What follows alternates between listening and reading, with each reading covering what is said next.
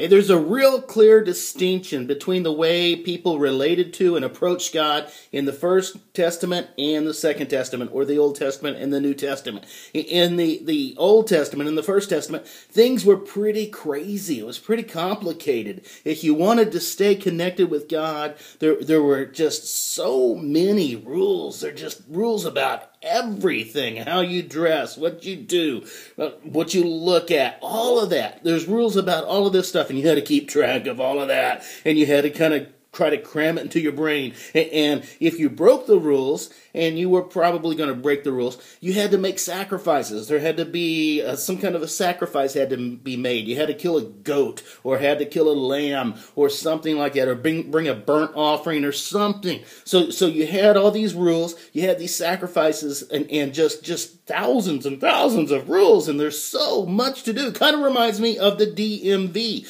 When you go in for your driver's test, and you get the little book with all the rules, and you memorize that. You pour through it, and there's so many rules, and you got to remember where to turn, and who has the right of way, and how to parallel park, and what this sign means, and what that sign means, and whether or not you should try to outrun a train, and things like that. And what if you were to go down and take your driver's test, and you've memorized all the rules, and you know all the rules, and you go in, and the driver instructor comes in and says, "Hey, we have done away with that old way of doing things. There's only one rule that you need to know, and it's this: know when to yield." And that's it. As long as you know when to yield, you pass.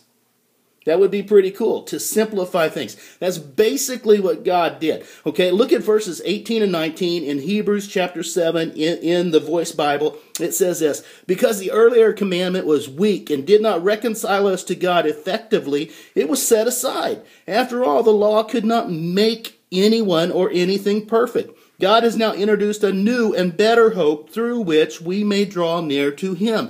So the old way, it didn't make anybody perfect. It wasn't a lasting thing. So God's invented and introduced this new way. And the new way is Jesus. The new way is a person. And it's Jesus. He is our only go-between. He is the only way for us to approach the Father. Okay? And He is our guarantee of a new way. In verse 22 it says this: "So we can see that Jesus has become the guarantee of a new and better covenant."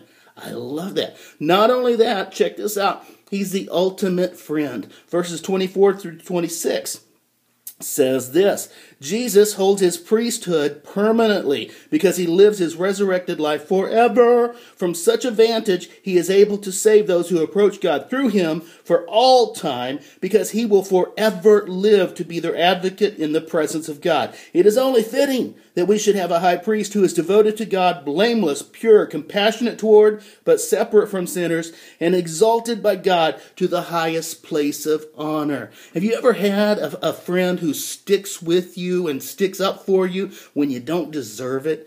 Maybe that friend is even taking the blame for you. You did something, and they come in and they take the blame and they take the fall for you because they are a true friend.